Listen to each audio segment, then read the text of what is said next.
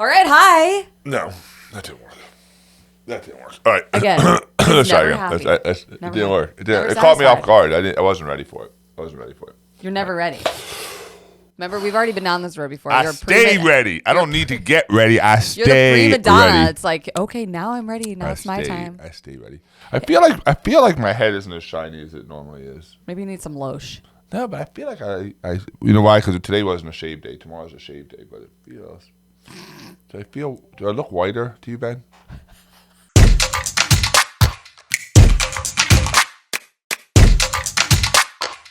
I want to talk about milestones. Oh, I love milestones. Milestones I'm a and milestone guy. selling. I'm a milestone guy. Yeah. Every salesperson has some sort of milestones. Yeah. Well, no, that's not true. Every salesperson doesn't have milestones. Every sales process has milestones. There you go. So the process has milestones, just like building has milestones. Like when you build a house, you have milestones. You have foundation. You have your foundation dig. You have your framing. You have your rough mechanicals. Like everything you do, every process, whether it be a sales process, whether it be a building process, whether it be baking a cake, no matter what it is, doing these videos, everything has milestones. And the key is to understand what those milestones are. And the goal is always to try to get through the milestones as seamlessly as possible, as efficiently as possible. Not as quickly, but as efficiently as possible. And so most people don't understand the milestones. And so when you can, and it's not for me to say these are your milestones, but it's for you to understand what your milestones are. And then how do I bridge the gap from milestone to milestone? And how do I do it in an efficient and effective manner? When you do that, you have a higher predictability of sales, a higher predictability of success. I'm sorry, not sales. You have a higher predictability of success. And so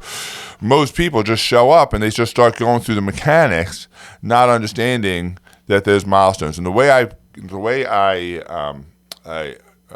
you can think about milestones is, now I'm going to age myself here. You won't remember this because you're too young. But there used to be a video game, and the video game was called Pole Position. Yeah, Pole I don't position. know what that is. Okay, pole position. This was on I'm definitely aged myself. Ben, do you know what pole position is? You don't know what pole position is. Well, You he's a lied. gamer. Oh, he's a gamer. Anyway, so it was on the Atari 5400. The Atari 5400. Now, if you don't remember that, then you might remember there used to be these places called arcades. Do you know what an arcade is? Yeah, and I know Atari. Okay, so. arcade. Like you go in, there's a whole bunch of video games, right? And there's one where you're driving the car, right? That's sort of like pole position. It's a car game.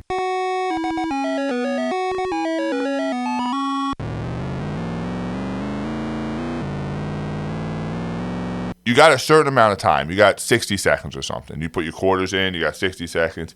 And you drove, and your goal wasn't really just to get to the finish line. That was an eventual goal. The goal was to get to the marker to give you more time. If you got to the first milestone or the first position, you got more time. Drive again, get to the milestone, more time. And eventually you're going to finish the race if you just keep getting more time. That's sort of what the milestones are like. So let's say in new home sales, now there's different types of sales, right? We have people who do online sales. We do people that just do it through phone. We have that do it in a model home. So you have to really evaluate what your milestones are. But traditionally, these are the milestones, regardless of what you do. So most traditional sales, you have 5 milestones, 5 major milestones. You have a meet and greet. That's the first couple minutes you're with somebody, having a quick discussion, introducing yourself. You have a model walk or a demonstration. Right, so you might not be in a model home. You might be in a spec home. You might be doing it online, but you're demonstrating the product in which the home in which these buyers are looking at.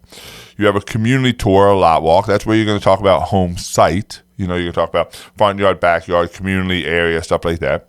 Then you have a price out. This is where you're going to do a price estimate or a price sheet or a price explanation or a value proposition for your buyers. And then you have a contract. These are the 5 major milestones.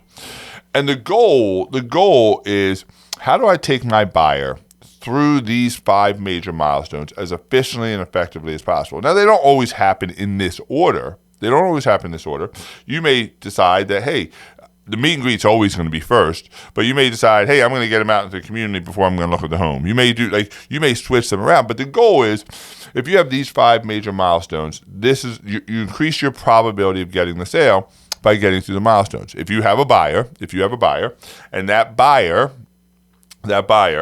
you do a meet and greet with, You do nothing else. And we see this on the shop where people like do a meet and greet and then send the customer off by themselves. Not very effective. But you have a percentage of opportunity to get the sale. It's low, probably less than 5% of the time you'll get a sale that way. But if I take that client and that prospect and I do a meet and greet and a model walk or a demonstration, your probability goes up. If I do a meet and greet and a model walk or a demonstration and a home site tour, a community tour, my probability goes up.